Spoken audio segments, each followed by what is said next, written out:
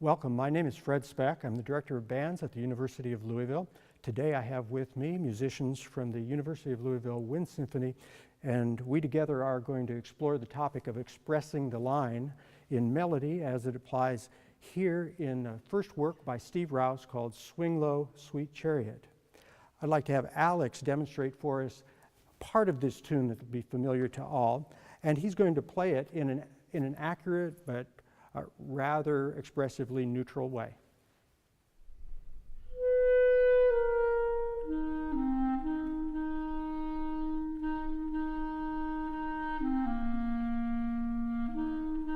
Okay, great.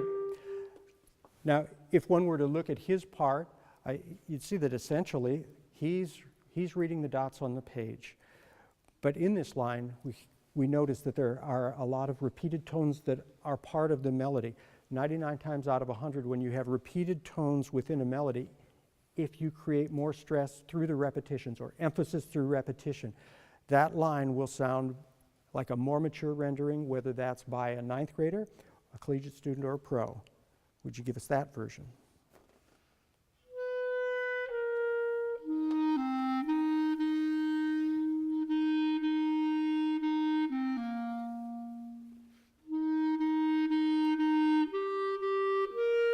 Great. Now what we would like to imagine is that when all the players who have that line play that line in ensemble, that we have the same value interpretively of emphasis through repetition, and we'll do that for you. We'll begin at measure 9.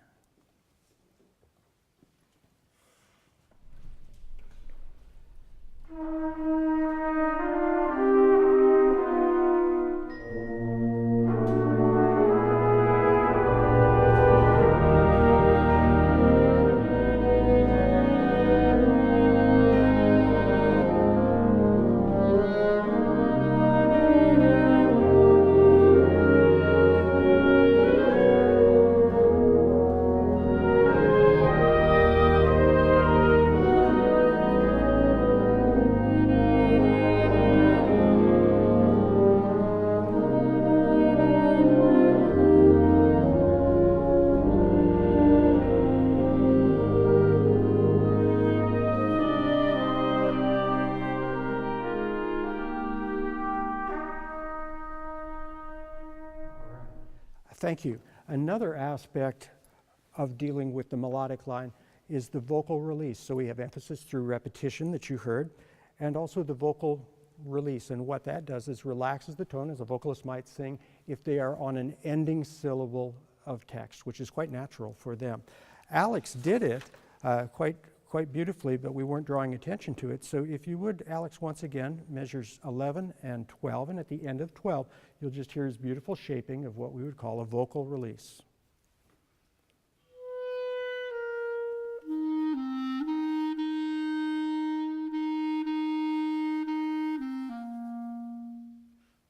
Yeah.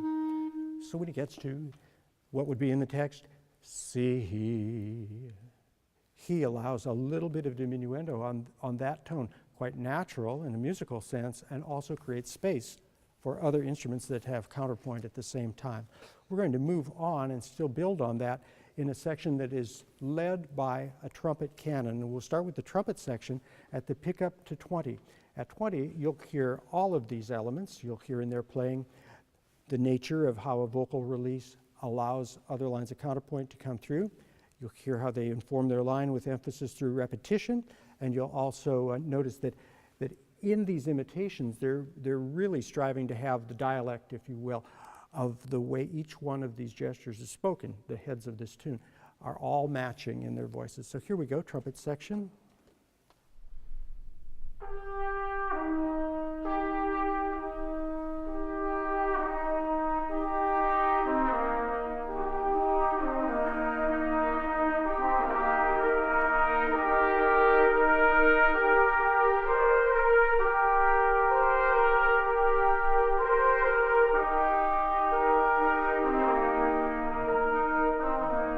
Great. So we get the idea there that within that line, if we were just reading in a very literal sort of way, then neither would the shapes come through as vividly, nor would the spaces of allowing little windows for the other lines to come through be as easy to hear. Let's take it, all of us, please. This canon is then magnified as it's not only in the trumpets, though they lead, but also through the winds and even the Glock. Let's just pick up to 20, all.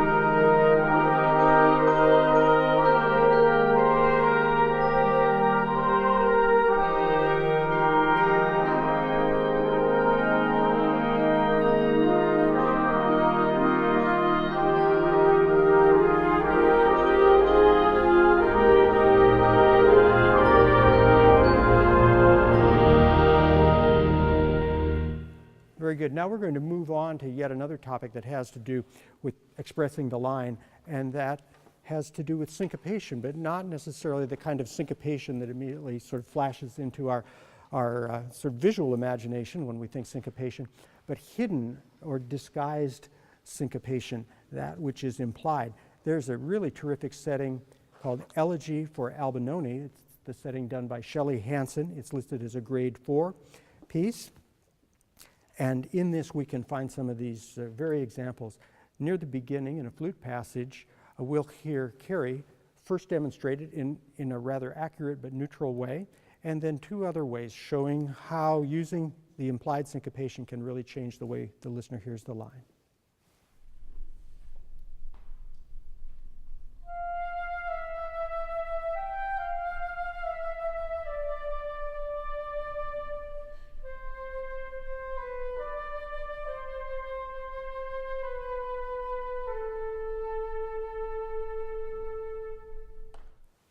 Very beautiful sounds, but we all sort of heard this as we listen in measure-to-measure increments. This time, Carrie, I'm going to ask you that wherever you read the implied syncopation, actually tie the note across the bar line and show us in your sound that you understand that by strengthening the intensity of it.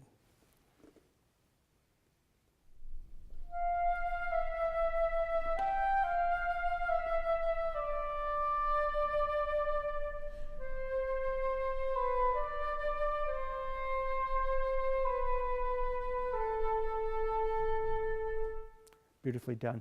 Now the version that couples both of those, the understanding of the strength and importance of the implied syncopation, but reading the articulations as written. Here we go.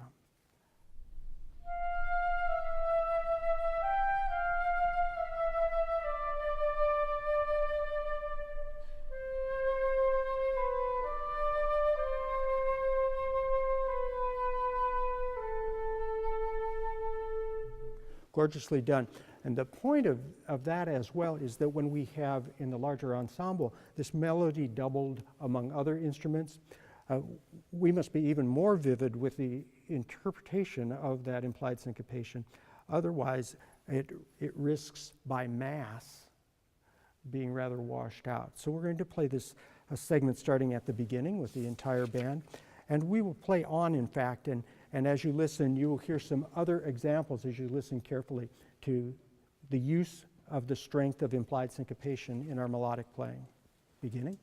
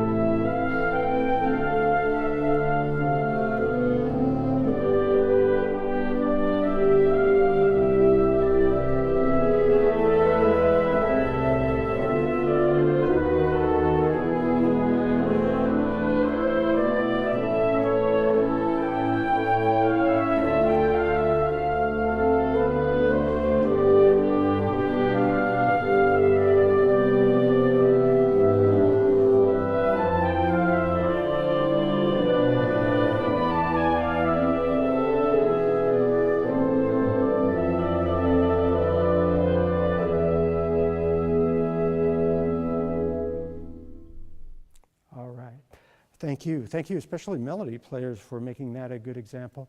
And to those of you who have been listening in with us on this segment about line development and how to portray that. Emphasis through repetition, our first topic, the vocal release, and then finding the hidden or implied syncopation, and then making that an important expressive device. Hope that's of help. We enjoyed being with you today.